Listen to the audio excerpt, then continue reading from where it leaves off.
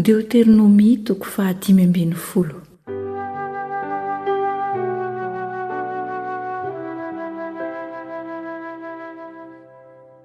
Ny amin'ny taom-panafahana.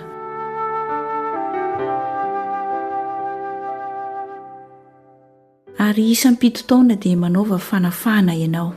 Ary izao no fomban'ny fanafahana. Ny tompon-trosa rehetra izay nampanàna vola tamin'ny namany dia hamoy izany. Tsy hanery ny namany izay rahalahiny handoa izy, satria efa voantso ny fanafahan'i Jehovah. Ny olona hafa firenena ihany no azonao terena handoa, fa izay ianao amin'ny rahalahinao kosa dia hafoinao.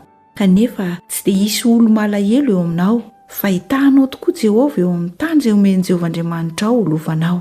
Raha mihaino tsara ny feon'i Jehovah Andriamanitrao ianao, ka mitandrina hanaraka izao lalàna rehetra izao izay andidiko anao anio. Fa Jehovah Andriamanitrao hitahanao araka izay nolazainy taminao, ary hampisambotra ny firenena maro ianao, fa ianao kosa tsy hisambotra, ary hanapaka firenena maro ianao, fa izy kosa tsy mba hanapaka anao. Raha misy malahelo ny rahalahinao ao an-tanànanao anankiray amin'ny taninao izay omen'i Jehovah Andriamanitrao anao, dia aza manamafy ny fonao na manakombona ny tananao amin'ny rahalahinao malahelo. Fa sokafy tsara aminy ny tananao ka ampisambory izay ilainy araka izay mahaory azy.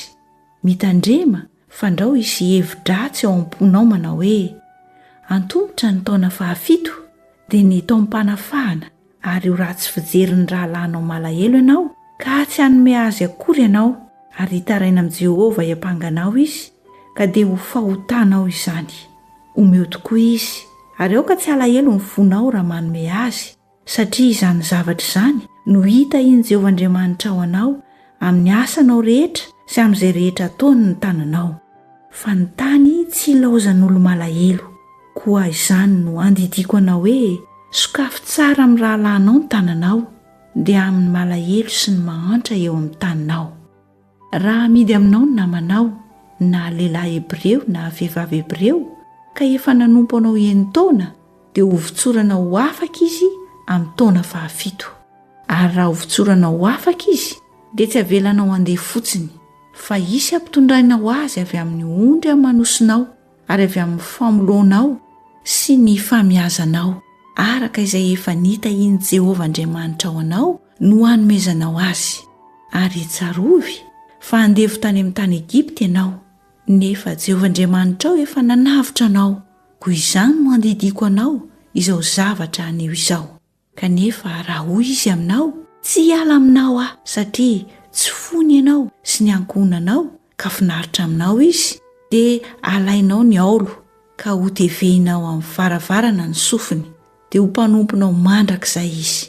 Ary toy izany koa no ataonao amin'ny ankizivavinao.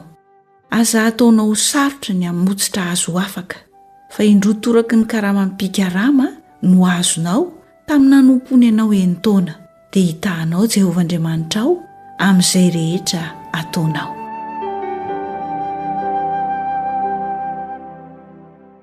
Ny hofanao amin'ny voalohany teraky ny biby fiompy.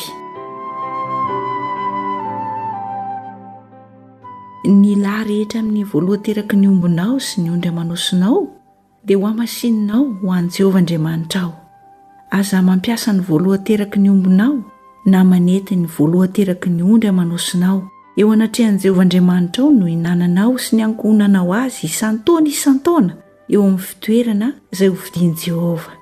Fa raha misy kilemana izy, na mandringa, na jamba, na izay kilema ratsy hafa akory, dia aza vonoinao atao fanatitra ho an'i Jehovah Andriamanitrao ireny. Ao an-tananao ihany no hinananao ireny, na ny olona maloto na ny madio, dia samy mahazo mihinana azy, tahaka ny ahazony mihinana ny gazela sy ny diera. Kanefa ny rany no aza hanina, fa ahidino amin'ny tany toy ny rano.